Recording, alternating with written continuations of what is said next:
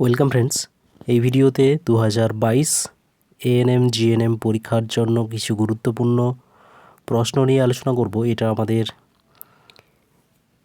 3 number set. এর আগে দুটো সেট আলোচনা হয়েছে। প্রত্যেকটা সেটে কিন্তু 20টা করে কোশ্চেন থাকবে। কোশ্চেনগুলো খুবই গুরুত্বপূর্ণ, আর কোশ্চেনগুলো সম্পর্কে ডিটেলসে আলোচনা করা হবে। অর্থাৎ কোশ্চেনের সঙ্গে সঙ্গে তোমাদের থিওরিও কমপ্লিট করার চেষ্টা করা হবে। ওকে, দেখতে থাকো শেষ পর্যন্ত। যদি ভালো লেগে থাকে তাহলে দেখার পর চ্যানেল লাইক করো, সাবস্ক্রাইব করো এবং বন্ধুদের মধ্যে শেয়ার করো। শুরু হচ্ছে প্রথম প্রশ্ন। দেখো, প্রথমে আছে সমুদ্রের তীরবর্তী অঞ্চলে যে সকল উদ্ভিদ জন্মায় তাদেরকে কী বলা হয়? Option A heliophyte, option B halophyte, option C hydrophyte, option D xerophyte. সঠিক উত্তর হবে অপশান বি হ্যালোফাইট। সমুদ্র তীরবর্তী অঞ্চলে যারা জন্মায় তাদেরকে বলা হয় হ্যালোফাইট উদ্ভিদ, বা একে লবণাম্ব উদ্ভিদও বলা হয় বা ম্যানগ্রোভও বলা হয়। ওকে, এদের উদাহরণ তো পারবে, সুন্দরী, গরান, গেমো ইত্যাদি। হেলিওফাইট কোনগুলোকে বলা হয় দেখে নাও। হেলিওফাইট যে সমস্ত উদ্ভিদ আলোযুক্ত অঞ্চলে জন্মায় তাদেরকে বলা হয় হেলিওফাইট, যেমন সূর্যমুখী। আবার যারা ছায়াযুক্ত অঞ্চলে জন্মায় তাদের বলা হয় সিওফাইট। সিওফাইট। ওকে, তারপরে হাইড্রোফাইট যারা, আচ্ছা সিওফাইটের উদাহরণ কী হবে? মস, ফার্ন এগুলো হবে। তারপর হাইড্রোফাইট, হাইড্রো কথার অর্থ হচ্ছে জল, অর্থাৎ যারা জলে বসবাস করে তাদের বলা হয় হাইড্রোফাইট। উদাহরণ কী হবে? পদ্ম, শালুক ইত্যাদি। আর জেরোফাইট যে সমস্ত উদ্ভিদ মরুভূমি অঞ্চলে জন্মগ্রহণ করে তাদেরকে বলা হয় জেরোফাইট। উদাহরণ কী হবে?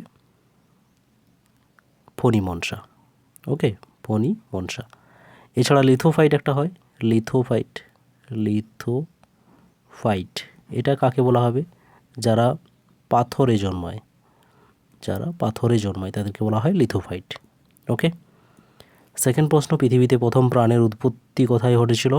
জল, মহাকাশ, বায়ু না সমুদ্রের উত্তপ্ত জলে? সঠিক উত্তর সবারই জানা এটা। সঠিক উত্তর হবে অপশান ডি, সমুদ্রের উত্তপ্ত জল। এটাতেই প্রথমে প্রাণের উদ্ভব হয়েছিল। এখানে সমুদ্রের যে উত্তপ্ত জল সেটাকে বিজ্ঞানী হ্যালডেন কি বলেছিল? হট ডাইলুট স্যুপ বলেছিল। হট ডাইলুট স্যুপ বলেছিল। ওকে, এটা মনে রাখবে। পরের প্রশ্ন, কোনটি শক্তি উৎপাদনকারী খাদ্য নয়? অর্থাৎ কোনটা থেকে শক্তি পাওয়া যায় না? প্রোটিন, শর্করা, ভিটামিন না ফ্যাট? সঠিক উত্তর কী হবে? সঠিক উত্তর হবে ভিটামিন। ভিটামিন থেকে শক্তি পাওয়া যায় না। তাহলে এখান থেকে কী পাওয়া যায়? এটা আছে আমাদের শরীরে রোগ প্রতিরোধ ক্ষমতা গড়ে তোলে। এটাকে বলা হয় দেহ সংরক্ষক খাদ্য। দেহ সংরক্ষক খাদ্য বলা হয়। আর বাকি প্রোটিন থেকে শক্তি পাওয়া যায়। এখান থেকে কত শক্তি পাই? 4.1 কিলো ক্যালোরি পার গ্রাম। শর্করা থেকেও 4.1 কিলো ক্যালোরি পার গ্রাম।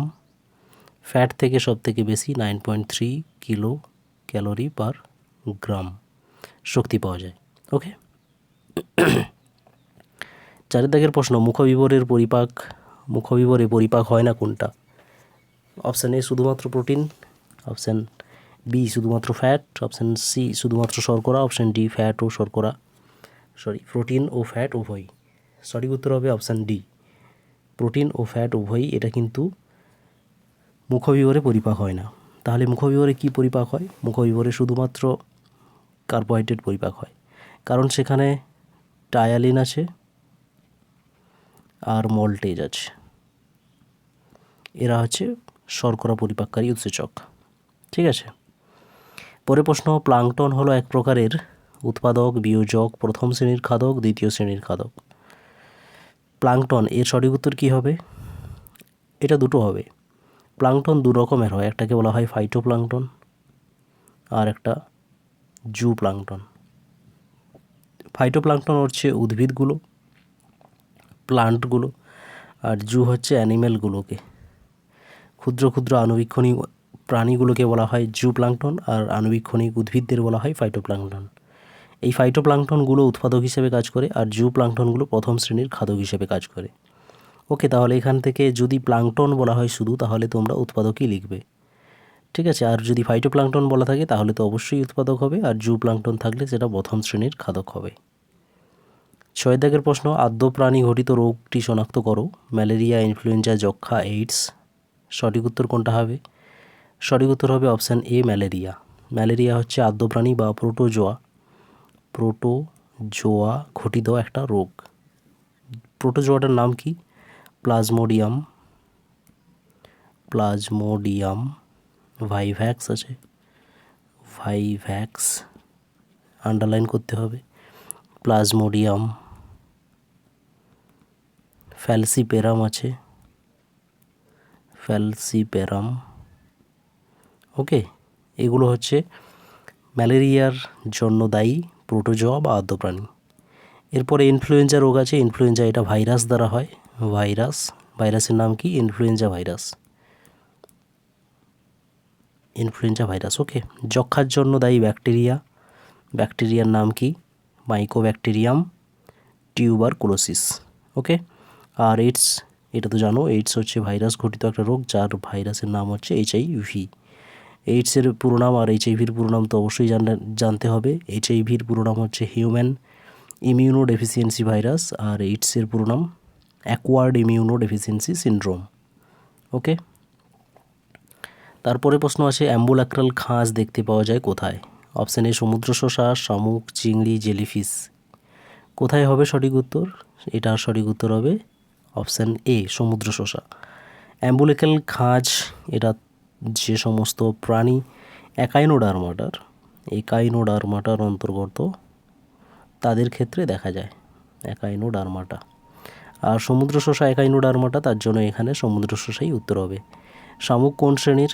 শামুক এটা হবে মোলাস্কা। চিংড়ি, আর্থ্রোপোডা, জেলিফিশ, নিডারিয়া।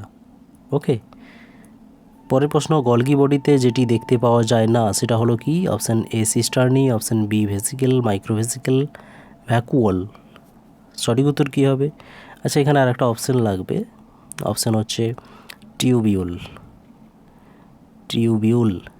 সঠিক উত্তর হবে অপশান ই, টিউবিউল। গলগি বডিতে এই টিউবিউল পাওয়া যায়নি। ওকে, পাওয়া যায় সিস্টার্নি, পাওয়া যায় ভেসিকেল বা মাইক্রোভেসিকেল পাওয়া যায়, ভ্যাকুওলও পাওয়া যায়, কিন্তু টিবিউল পাওয়া যায় না। টিবিউলটা পাওয়া যায় এন্ডোপ্লাজমিক রেটিকুলামে। ওকে, নেক্সট 9 দাগের প্রশ্ন, মানব হৃৎপিণ্ডে উপস্থিত স্বাভাবিক পেসমেকারটি হলো কি? SA node, AV node, Purkinje তন্তু না হিজের বান্ডেল? সঠিক উত্তর হবে এসএ নোড। এসএ নোডকে বলা হয় স্বাভাবিক পেসমেকার, আর এভি নোডকে বলা হয় রিজার্ভ পেসমেকার। ঠিক আছে, এগুলো কোথায় থাকে? এগুলো হৃৎপিণ্ডে থাকে অবশ্যই। হৃৎপিণ্ডের তোমার ছবিটা জানো, এরকমভাবে একটা রাফলি ডায়াগ্রাম আঁকলাম, এরকমভাবে আছে।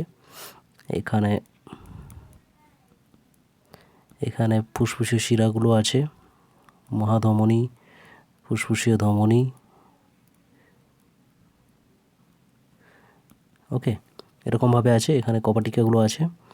এসএ নোডটা থাকে এই জায়গাতে, এসএ নোড থাকে এই রকম জায়গাটাতে, আর এভি নোড থাকে এখানে। তারপরে এখান থেকে একটা তন্তু তৈরি হয়, যে তন্তুটা দুভাগে ভাগ হয়ে এইরকমভাবে ছড়িয়ে পড়ে।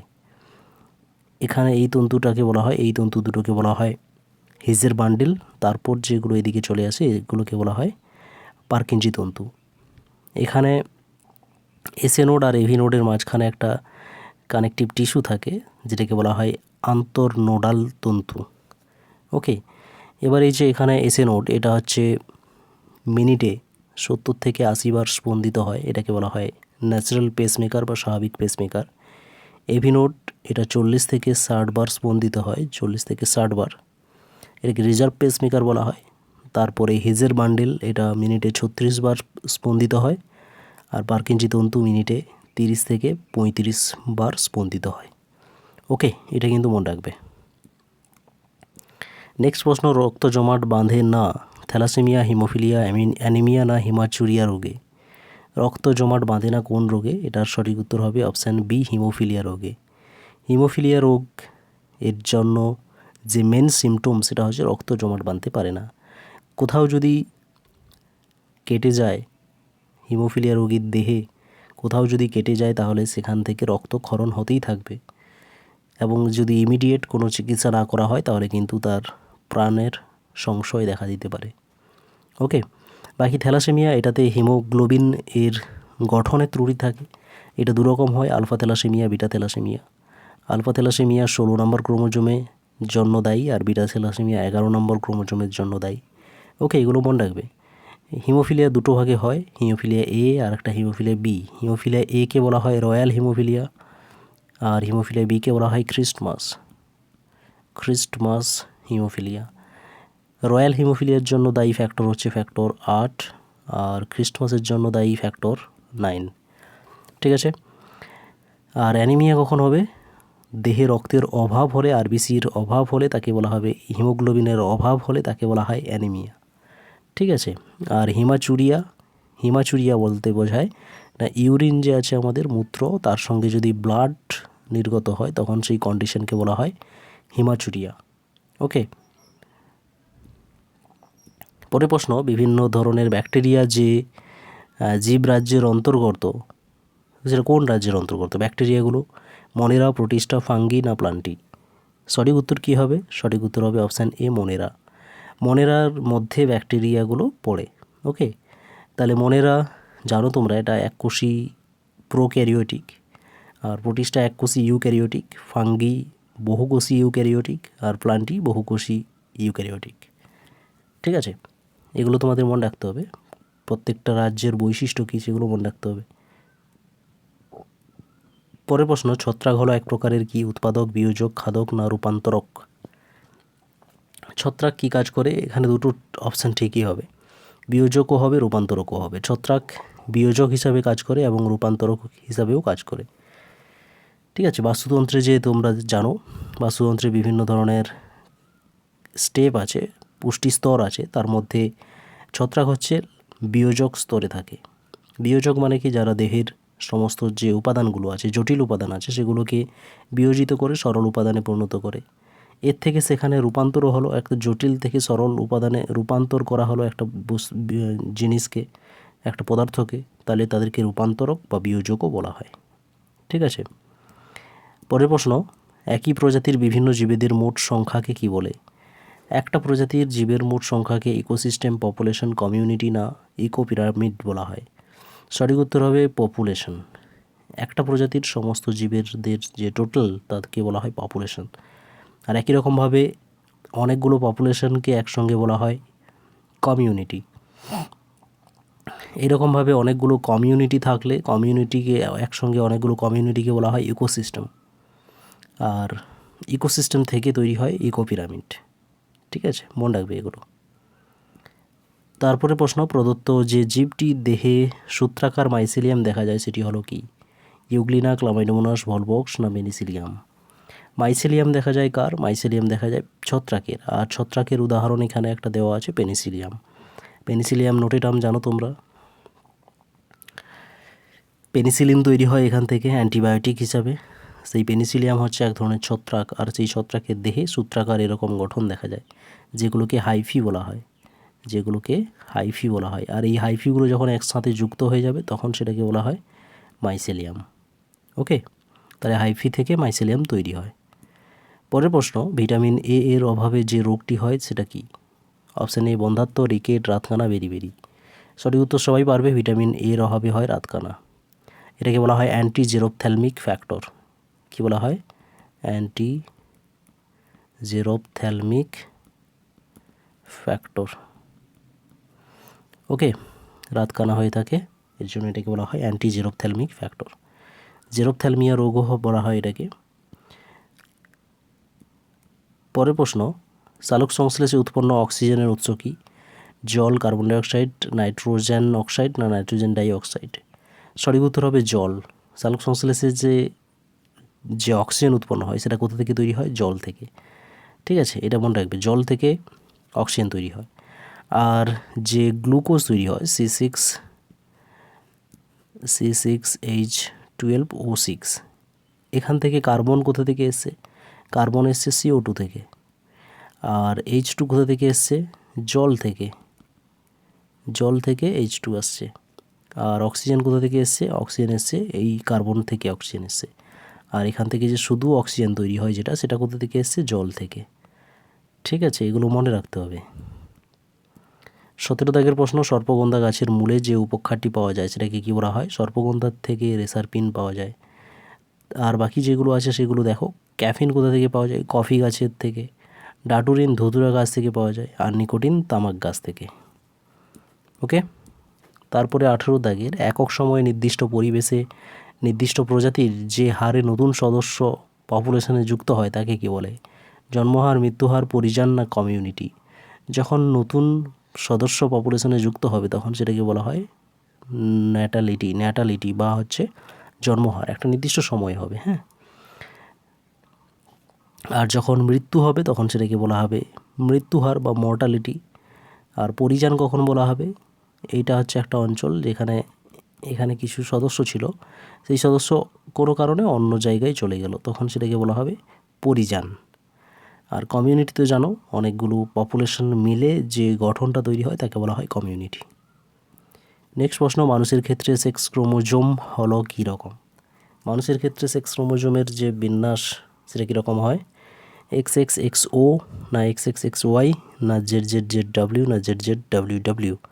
সঠিক উত্তর হবে অপশান বি, XXXY। এটা হচ্ছে মানুষের লিঙ্গ নির্ধারণের ক্রোমোজোম। আর এখানে যেগুলো আছে সেগুলো দেখে নাও একটু। XXXO বা 0 এটা হচ্ছে গ্রাস হোপার বা হচ্ছে ঘাস ফড়িংয়ের ক্ষেত্রে এরকম বিন্যাস দেখা যায়। আর ZZZW এটা হচ্ছে পাখির ক্ষেত্রে দেখা যায়, ঠিক আছে। আর এটা দেখা যায় না কারো। লাস্ট প্রশ্ন আজকের, 3 কন্যা আছে এমন দম্পতির চতুর্থ সন্তান কন্যা হওয়ার সম্ভাবনা কত % থাকবে?